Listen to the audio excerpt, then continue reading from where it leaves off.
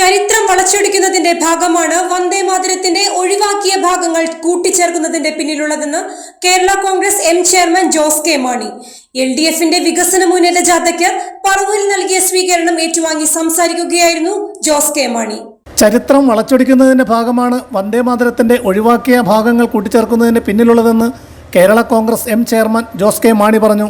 LDFന്റെ വികസന മുന്നേറ്റ ജാഥയ്ക്ക് പറവൂരിൽ നൽകിയ സ്വീകരണം ഏറ്റുവാങ്ങിയ ശേഷം സംസാരിക്കുകയായിരുന്നു ജാഥ ക്യാപ്റ്റൻ കൂടിയായ ജോസ് കെ മാണി. പറവൂർ പഴയ മുനിസിപ്പൽ പാർക്കിൽ നൽകിയ സ്വീകരണ യോഗത്തിൽ സംഘാടക സമിതി ചെയർമാൻ TV നിതിൻ അധ്യക്ഷത വഹിച്ചു. General convener Divin K Dinakaran സ്വാഗതം പറഞ്ഞു. ജാഥ അംഗങ്ങളായ KK Shailaja teacher, Sabu George, PMA Latheef, CPIM ജില്ലാ സെക്രട്ടറി S സതീഷ്, CPI സംസ്ഥാന സെക്രട്ടേറിയറ്റ് അംഗം KK അഷറഫ്, CPI ജില്ലാ സെക്രട്ടറി അരുൺ, മറ്റ് LDF നേതാക്കളായ K ദിനകരൻ, കമല സദാനന്ദൻ, S ശർമ്മ തുടങ്ങി ഒട്ടേറെ പേർ സംസാരിച്ചു. ഈ വർഗീയ കലാപം എന്ന് പറയുമ്പോൾ നടന്നില്ല, നമ്മളോർക്കോ അവിടെ കാണുന്നു. നമ്മളെന്താ വർഗീയ കലാപം നടക്കാൻ സാഹചര്യമില്ലാഞ്ഞിട്ടാണോ? സാഹചര്യമുണ്ട്, എല്ലാ സാധ്യതയുണ്ട്, തലപൊക്കാൻ റെഡിയായിട്ട് നിൽപ്പുണ്ട്. പക്ഷെ ആരെങ്കിലും തലപൊക്കിയാൽ അതിനെ അടിച്ചമർത്തുവാൻ ഇച്ഛാശക്തിയുള്ള ഒരു സർക്കാർ ഉള്ളത് കൊണ്ട് തന്നെയാണ് എന്ന് നിങ്ങൾ ഓർത്തോണം. കാരണം പഴയകാല നമ്മുടെ അധികം നാളൊന്നും വേണ്ട, നമ്മൾ ഓർക്കുന്നുണ്ടാകും. മാറാട് കലാപം, വിഴിഞ്ഞം കലാപം, പൂന്തറ കലാപം, തലശ്ശേരി കലാപം, എത്രയോ ആളുകൾ കൊലപ്പെട്ടു. ഒരു സമുദായത്തിൽപ്പെട്ട ന്യൂനപക്ഷത്തിൽപ്പെട്ടവരൊക്കെ ഇന്ന് ആ രീതിയിൽ നോക്കുമ്പോൾ എത്രയോ ഭാഗ്യമുള്ള ഒരു സംസ്ഥാനം. നമുക്ക് വികസനം മാത്രം പോരാ, ഞാനൊന്ന് സൂചിപ്പിച്ചു എന്ന് മാത്രമേ ഉള്ളൂ. പക്ഷേ ഞെട്ടിപ്പിക്കുന്ന വാർത്തകളാണ് നമ്മുടെയൊക്കെ ഇന്ത്യ രാജ്യത്ത് എപ്പോഴും വന്നുകൊണ്ടിരിക്കുന്നത്. എന്ത് സംഭവിക്കും? അതിനകത്ത് നമുക്കറിയാം, പതിറ്റാണ്ടുകളായി അത് എഴുതിയതിനു ശേഷം ചില ഭാഗങ്ങൾ അത് ഒഴിവാക്കി. എന്തിനാണ്? ആ പറഞ്ഞ നമ്മൾ മുറിവേറ്റ് ഇതിനെ വിഭജിച്ചപ്പോൾ രക്തം വീണത് ഇനി വരാൻ പാടില്ല. അങ്ങനെ സ്പർശിക്കുന്ന ചില വാക്കുകൾ, ചില സെന്റൻസുകൾ, ചില ഭാഗങ്ങൾ വിട്ടു. അങ്ങനെയാണ് ഇത് തുടക്കം കുറിക്കുന്നതും.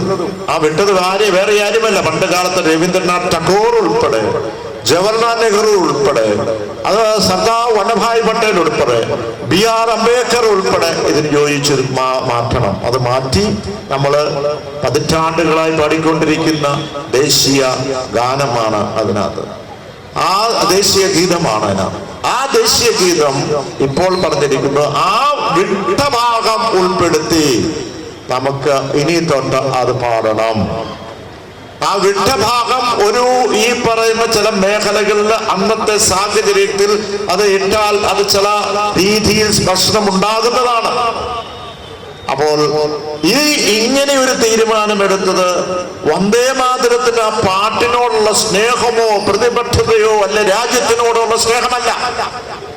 അവിടെ ഒരു ധ്രുവീകരണം, ഒരു വിഭജനം ഒക്കെ രൂപപ്പെടുത്തുവാനുള്ള ശ്രമത്തിന്റെ ഭാഗമായിട്ടാണ്. നിങ്ങൾ പത്രം എടുത്ത് നോക്കിക്കൂ. എന്നിട്ട് എന്താ പറഞ്ഞത്?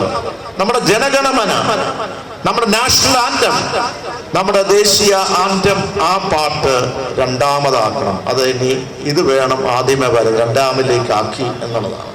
അപ്പൊ ചുരുക്കം പറഞ്ഞാൽ ആദ്യമേ വന്ദേ മാതരമാണ്, അത് കഴിഞ്ഞ് ജനഗണമന. ഇതെല്ലാം ചരിത്രം വളച്ചൊടിച്ചു കൊണ്ടുവരുവാനുള്ള ശ്രമം നടക്കുമ്പോൾ ഒറ്റക്കാര്യം, ഈ രാജ്യം ചിലവരുടെ രാജ്യമായി മാത്രം മതിയോ?